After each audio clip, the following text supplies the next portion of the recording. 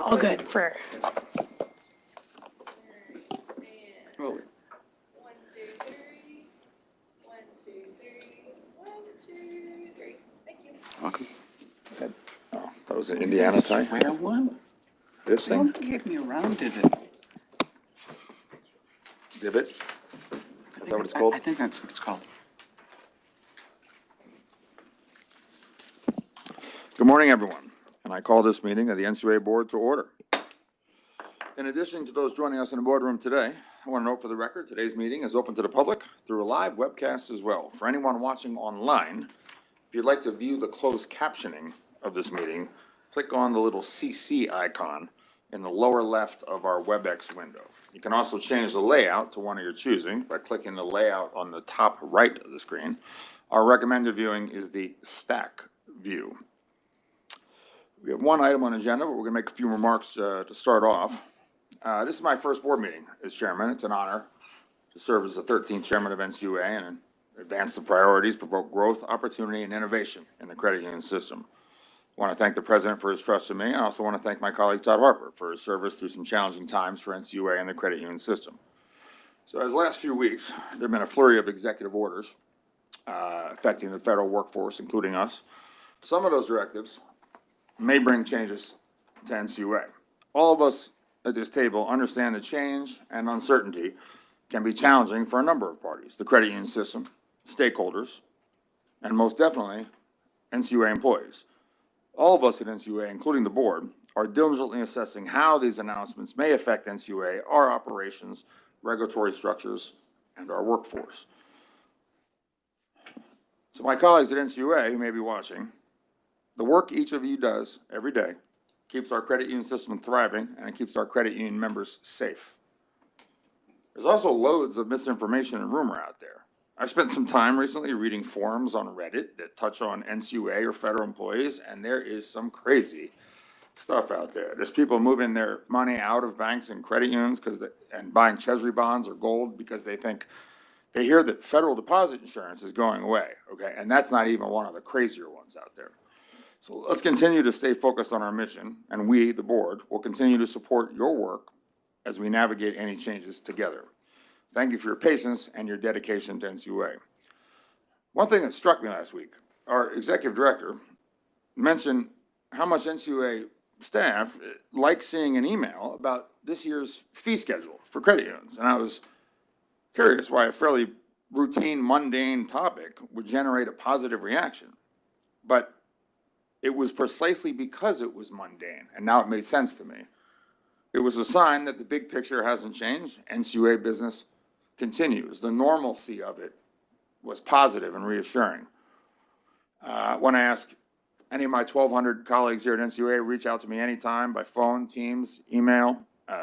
While we on the board don't have any more info on White House directives than anyone else, I'm happy to talk to you about problems and possible solutions. I'll tell you what I know and don't know. And to the people we work for, the 142 million Americans who pay into the Share Insurance Fund, know that NCUA's mission is unchanged. There are still 4,500 credit unions to examine, and most importantly, 22 billion or so Share Insurance Fund that is the true north for each of us on the board. Our deposit insurance is unchanged. The exams are continuing, just like the rest of the work here. Be assured we have not taken our eye off the ball. We're aware that uncertainty surrounding one's employer and your job isn't new for credit union members. Many credit unions were founded by employee groups of companies that no longer exist. Also, just in the 4 years I've been on the board, we've lost 1,000 credit unions in this country. We're aware that most Americans, the people who pay my salary, live a daily reality of uncertainty of their work situation. In a normal year, like this year, about 10 million Americans lose their job in the normal churn. 4 years ago, 21 million Americans lost their jobs in 1 month. So I want to send a message that we at NCUA, we understand the way the real world works and the people who pay us. We understand their reality. But so maybe just grant us a bit of grace as we adjust and work through these changes here at NCUA. And again, your money is safe in the NCUA Insurance Fund, and it's safe at NCUA insured credit unions. Our NCUA staff are professionals, and they and credit union members should know the management around here has worked around the clock to ensure we still meet the needs of America's credit union members and my outstanding NCUA coworkers. And finally, I know as chairman, I can steer some priorities of the agency, but any concrete actions require board approval, and that requires some measure of compromise on the part of all parties. Discussions among my colleagues have always been in good faith and the spirit of cooperation during my tenure on the board. There's been plenty of give and take. None of us gets everything we want, but all of us get usually something we wanted. I look forward to continuing that collaboration with my board colleagues now that I'm chair. That concludes my remarks. I now recognize Board Member Harper. Thank you, Mr. Chairman. And again, let me offer my sincerest congratulations on your new position. I will also say this, as you and I discussed the other day, there are many burdens of being chairman that you really don't have an idea until you sit in the seat. And again, I offer to you my hand to help guide you, just as past NCUA chairmen have helped guide me as part of the kitchen cabinet over the years. Second, I want to echo, our NCUA team of professionals is our greatest asset and resource. They protect people, they protect deposits, and they protect taxpayers from losses at the Share Insurance Fund.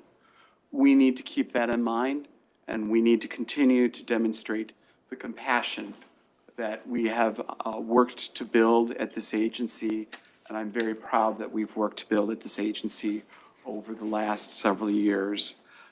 As a servant leader, my job, again, is to listen, to learn, and to find ways to lead that bring us back to where the chairman suggested, and that is consensus and compromise. I do value all of the work of our NCUA team. I also do want to remind everybody, as the chairman said, that your deposits at federally insured credit unions are safe up to at least $250,000. That hasn't changed. That's not going to change, and we're not going to take our eyes off of that at any point in time. With that, I'll end my comments here with what I always end my emails to staff with, and that is be safe, be well, be kind. Well said. Board Member Oska, you're recognized. Thank you. Excuse me. I also want to congratulate Chair Hopman on his new role and thank Board Member Harper, former Chair Harper, for his leadership. You know, I do appreciate the board's ability to continue to work together on tough issues. We did so last year, and I think we will continue to do that this year and in the coming years. And I want to, echo some of the comments that have already been made, but I have been deeply troubled by the attacks on the federal workforce who are here to serve the American people. And speaking directly to my NCUA colleagues, I want you to know that as a former career public servant myself, I have the utmost respect and admiration for the work that you do at the NCUA. A lot of you have been in federal service for your entire careers. Many of you are veterans. Many of you have private sector experience as well. So I just want to reiterate my reverence for the work that you do and the dedication with which you do it. Without you all, we would not have a strong examination program. Questions from credit unions and consumers alike would go unanswered. We wouldn't be able to charter new credit unions or process field membership applications or provide technical assistance or issue guidance to the credit union industry, and the list goes on. So thank you for what you do day in and day out. You are extremely important to the agency, as my colleagues have also said, and I think the continuity of staff and our ability to stay, keep our eyes on the prize, keep our eyes on the mission is extremely important. I also want to reiterate my open door policy. When I joined the board last year, I noted that, and I want to reiterate it right now. So as you and your teams navigate changes here at NCUA, as you navigate new issues that we may come across from a substantive standpoint, really with anything, please feel free to reach out to me and my staff. I really do have an open door policy. And again, thank you for all the work that you do. Thank you. Thank you. Yeah, I think we agree one thing about this agency. This isn't the Pentagon, the giant 2 million employee thing where like almost no one ever even sees the Secretary of Defense. This isn't the Federal Reserve where it's kind of hard to get an audience with the Federal Reserve chair, even if you're pretty senior at the Fed. We're pretty easy to reach and talk to, and I think that's a good thing. The sole item of business today is the Share Insurance Fund quarterly report briefing. Staff presenting is Eugene Sheet, our CFO. Good morning, Eugene. You may begin whenever you're ready.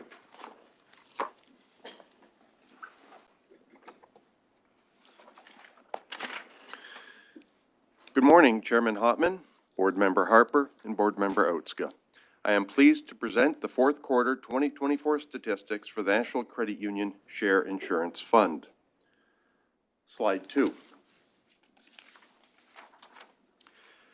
Earlier this month, the NCUA's external auditor, KPMG, through a contract with our Office of the Inspector General, completed the financial statement audit for the Share Insurance Fund for the year ending December 31st, 2024.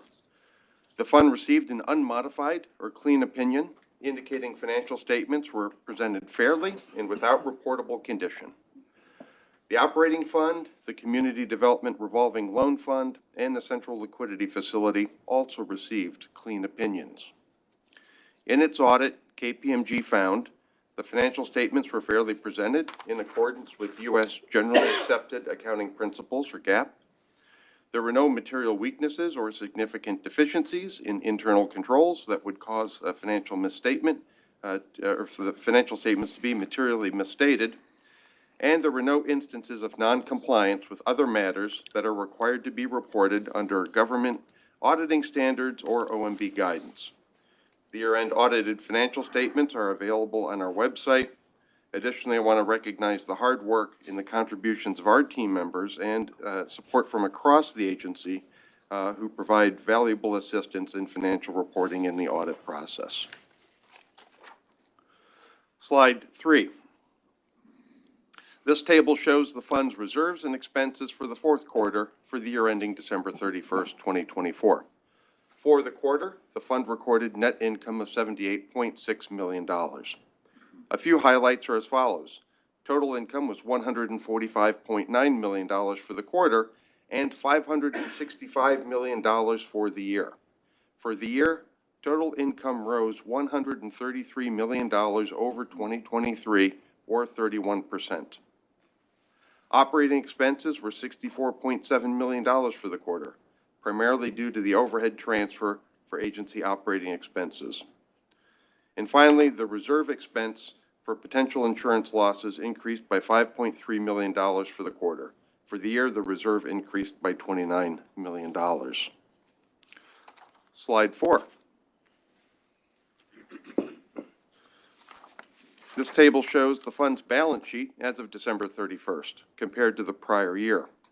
As of December 31st, total assets were valued at $22.3 billion, of which 99% were funds held with the U.S. Treasury in cash, overnight investments, and long-term Treasury notes.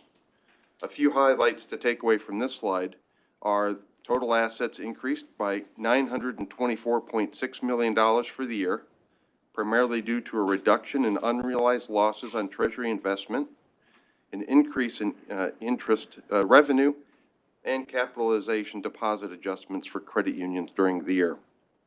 The net receivable from the asset management estates is $77.8 million, and it's comprised of $0.2 million from consumer credit unions and $77.6 million from corporate credit unions. Total liabilities are $242.2 million, or 1% of total assets. The capitalization deposit consists of 1% of each federally insured credit union's insured shares. Net capitalization deposits increased by $307.1 million this year. And finally, the cumulative results of operations increased by $525.3 million due to a reduction in the unrealized loss on investments, as well as the net income. Slide 5. The fund records an insurance program liability comprised of specific and general reserves to cover potential future insurance losses resulting from credit union failures. Each quarter, we assess the reserve needs for potential and actual credit union failures to make a reasonable estimate for this liability. As of December 31st, the reserve balance totaled $237 million, or an increase of $28 million for the year. The year-end balance is comprised of $7.9 million for specific reserves and $229.1 million for general reserves. Slide 6. As of December 31st, 2024, 3 credit union failures during the year resulted in a loss to the Share Insurance Fund. All failures were resolved through assisted mergers, with a total cost of $2.03 million to the fund. Fraud was not a contributing factor in any of these cases. Slide 7. As of December 31st, the fund held $23.5 billion in Treasury securities at par value, with maturities extending through November 2031. This is an amount greater than what was reported that I mentioned on the balance sheet, because the balance sheet reports the market value and accounts for unrealized gains and losses. During the fourth quarter of 2024, 12 Treasury notes matured, totaling $700 million. These securities had yields ranging from 0.26% to 2.34%.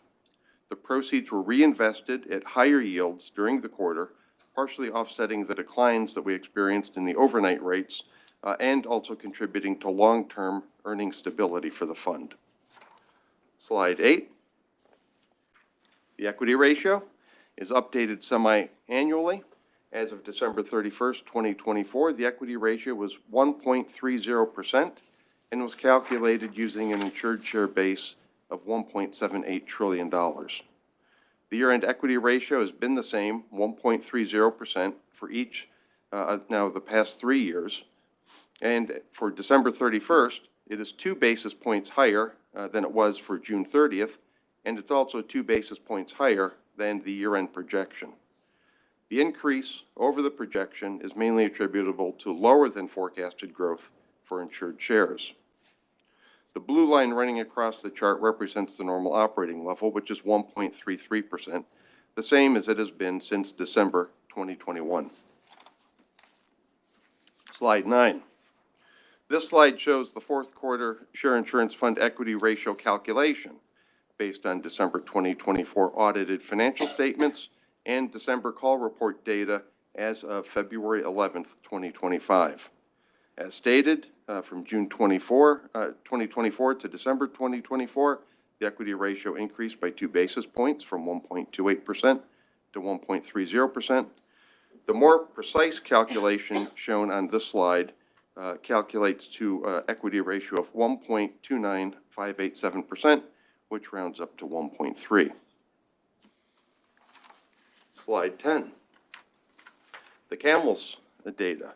This slide shows the percentage of insured shares CAMELS code by CAMELS code from 2020 through the fourth quarter of 2024. In the graph, the dark blue represents the CAMELS coded 4 and 5, the gray represents CAMELS code 3, and the light blue represents CAMELS code 1 and 2. During the quarter, the percentage of insured shares at credit unions CAMELS coded 3, 4, and 5 decreased slightly, while CAMELS coded 1 and 2 increased. The table shows the table at the bottom of the graph shows the number of credit unions by CAMELS code. The total number of credit unions as of December 31st was 4,467. This is a decrease of 41 credit unions from the prior quarter and a decrease of 155 for the year. And slide 11. This slide compares the credit union CAMELS code by asset size. CAMELS coded 4 and 5 credit unions are shown on the left, and CAMEL code 3 credit unions are shown on the right. Looking at the 135 credit unions CAMELS coded 4 and 5, most of these credit unions continue to have assets of $100 million or less. For those credit unions with assets greater than $500 million, the number of credit unions remain unchanged from the prior quarter. For those credit unions with assets less than $500 million, the number of credit unions decreased from the prior quarter. During the quarter, both assets and insured shares for camel-coded 4 and 5 credit unions decreased. Considering now the 715 credit unions Camel Code 3, 90% of these credit unions have assets less than $500 million. During the quarter, there was a decrease in credit unions with assets less than $500 million and an increase in the number of credit unions with assets greater than $500 million for CAMELS Code 3. During the quarter, both assets and insured shares for credit unions CAMELS Code 3 decreased. Slide 12. The supplemental slides included with today's presentation give additional information to help interested parties gain a deeper understanding of the fund's operations and performance.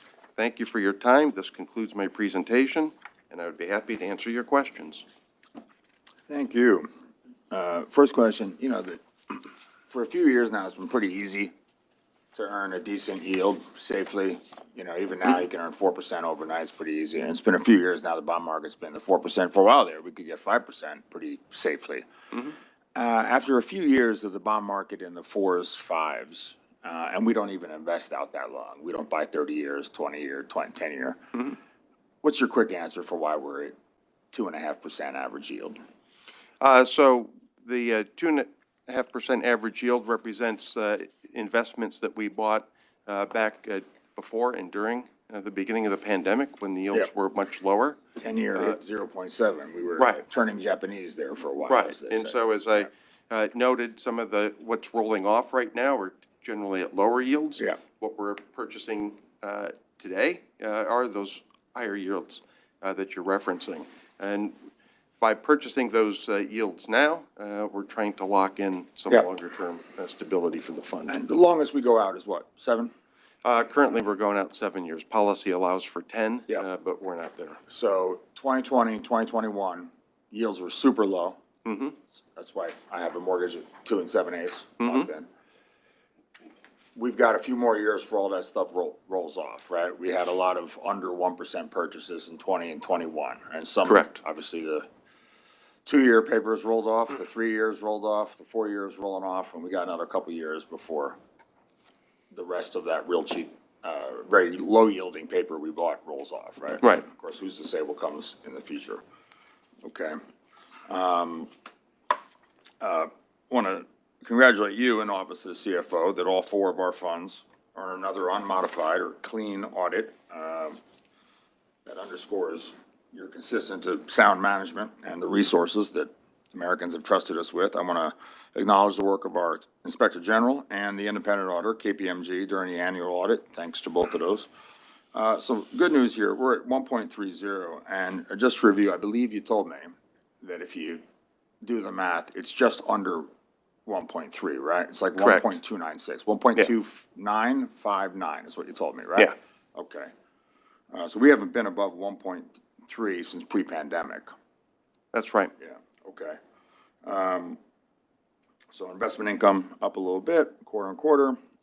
Reductions in unrealized losses, which is that low yielding paper that's rolling off, okay. And the amount of money in the CAMEL 3, 4, 5 decreased a bit. I want to know, we're not out of the woods. Your graph there, now, the COVID period was strange where people were flush with cash, so we do have a trend of more CAMEL 4, 5. That's indisputably on our radar. And the number of failures is low. That's good. But inflation is still above. This is like a horror movie where they just can't get a headshot into the monster, and it just keeps coming back. It's still lingering around at 2.8, 2.9. So the Fed holding rates, put it this way, rewind back a year, people thought the Fed would be lowering more aggressively, but inflation is like the house gas that just will not leave, right? All this uncertainty means credit union managers and boards of directors must be prepared for a whole variety of interest rate scenarios and economic conditions. Patience, flexibility, sound balance, sheet management will be vital in the year ahead. They always are. That concludes my remarks. I now recognize Board Member Harper. Thank you, Mr. Chairman, and thank you both to you, Eugene, and to the dedicated team and the Office of the Chief Financial Officer for the informative presentation on the National Credit Union Share Insurance Fund's performance in 2024. Before discussing the Share Insurance Fund, I want to also thank everyone on your team and across the agency for once again ensuring that the NCUA's 4 funds each earned an unmodified or clean audit opinion in 2024. I also want to acknowledge the work of our Office of the Inspector General and our outside auditor, independent outside auditor, KPMG, for their diligent efforts during this comprehensive audit process. Next month, on March 10th, the NCUA will turn 55 years old, and it's noteworthy that the NCUA has now achieved unmodified audit opinions for more than 40 years. This consistency underscores the agency's commitment to sound financial management and prudent stewardship of the resources entrusted to us. The NCUA remains committed to maintaining a high level of transparency and accountability for our financial operations. Additionally, I have an important message for credit union members that I briefly touched upon during my opening remarks. Your insured shared deposits are safe at your federally insured credit union up to at least $250,000. Recent government downsizing actions and media reports about potential government shutdowns have led some to question how safe their hard-earned nest eggs are. So I cannot say this enough. No one, I repeat, no one has ever lost a single penny of insured deposits at a federally insured credit union. The entire NCUA board and the outstanding team of professionals at our agency is fully committed to ensuring that that perfect record of protecting insured shared deposits remains intact. One key to that future is maintaining a strong share insurance fund with sufficient reserves. In that regard, the Share Insurance Fund's performance in the fourth quarter of 2024 remains strong. As noted earlier, assets rose to more than $22.3 billion. That's an increase in total assets of $924 million for the year. That nearly billion-dollar increase resulted from solid investment income growth, a decrease in unrealized losses on portfolio investments, and an increase in capital deposits. That's all good news. However, the downward trend in macroeconomic factors and composite CAMELS code ratings have also led to a $38 million increase in the Share Insurance Fund's reserves. What's more, 1 year ago, we had just 2 complex credit unions with more than $500 million in assets with a composite CAMELS code 4 or 5 rating. But as shown on slide 11 of the slide deck, we now have 9 complex credit unions with $13.2 billion in assets in this category. That's $11.4 billion higher than 1 year ago. Moreover, the number of complex credit unions with a composite CAMELS code 3 rating has also modestly grown over the last year. And as a group, these credit unions have $128 billion in assets. Complex credit unions pose the greatest risk to the Share Insurance Fund. After all, the larger the credit union is, the larger the loss is should it go under. And with 78 complex credit unions holding $141.2 billion in assets rated as composite CAMELS code 3, 4, or 5, we must ensure that we have sufficient resources in place to prevent these institutions from causing losses in the future. Therefore, I was pleased that the equity ratio ended the year at 1.3%, higher than the NCUA's initial year-end projection of 1.28%. This 2 basis point increase resulted from lower than forecasted share growth, and the equity ratio has now held steady at 1.3% for the last 3 years. While the equity ratio is still 3 basis points lower than the desired normal operating level, it demonstrates that the Share Insurance Fund remains on a fairly strong footing to cover any future losses without needing to immediately charge surviving credit unions a premium in a tough economy. Today's presentation also underscores that the NCUA's current supervision program is working as intended, and it also illustrates why we must maintain strong supervision at federally insured credit unions.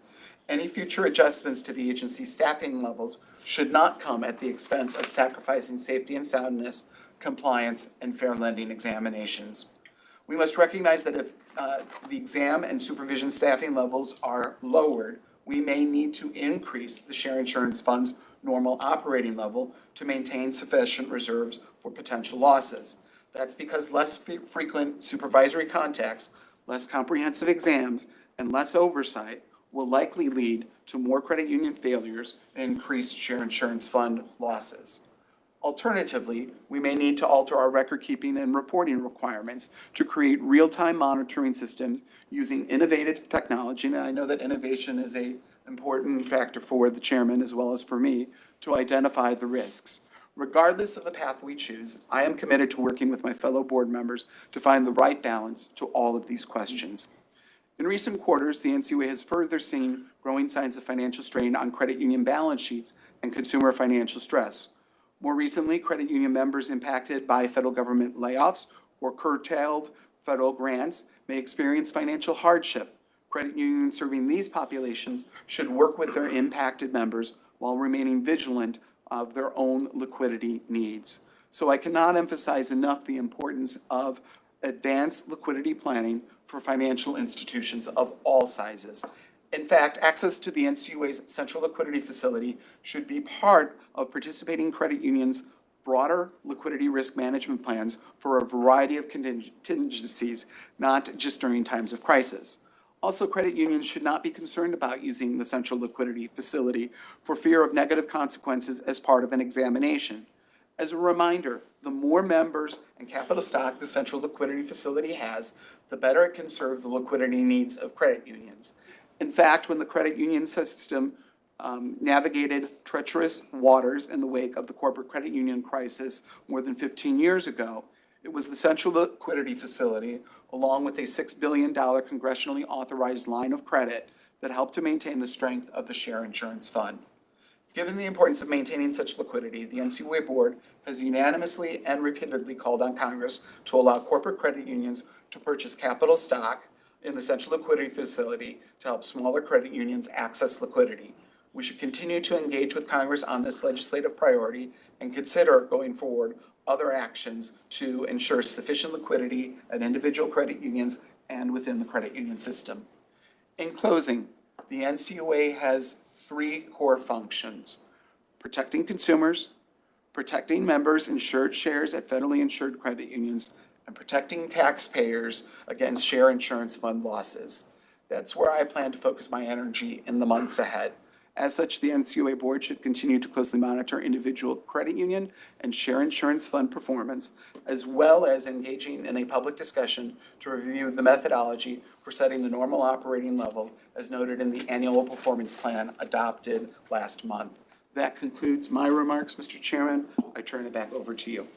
Thank you. I appreciate you mentioning the CLF, and we've made quite an effort to get people signed up. As long as Congress keeps the current stance where every little credit union has to have their own membership, it is incumbent upon everybody to make sure that they take the work to get signed up for some kind of liquidity facility and do it before you have a problem. If you could see a liquidity crisis coming, it wouldn't be called a crisis. But I think it is worth maybe us looking at, are people getting liquidity elsewhere, and is there something about the CLF that maybe we could tweak? Yeah. And as I've always said, once the pipes freeze, it's hard to unfreeze them. Yeah. That's why you need to set it up in advance. And are people getting liquidity besides the CLF? Does that say something about the CLF? You know, it reminds me of the payday alternative loan. Great idea. It happened well before I got here, but it was a great idea. You gave a better deal, right? And that's what people need, right? When they're, you know, you don't just say, ooh, charging high rates is bad. Well, no, they need a better deal. But we found out that the payday alternative loan wasn't all that practical and usable for neither the borrower or lender. Now there's some technology now that makes it work. My point is we have a solution, but we had to burrow down into it to say, wait a second, we declared victory. We thought we had a solution, but it wasn't all that practical. I want to see if there's anything about the CLF that makes it not people's preferred source. And it's one of many sources. Yes, absolutely. You want to have, just like I do in my personal life, I have multiple sources. Well, that is the end of our agenda today. I somehow, I'm sorry. Don't forget about me. Oh, my gosh. Oh, my gosh.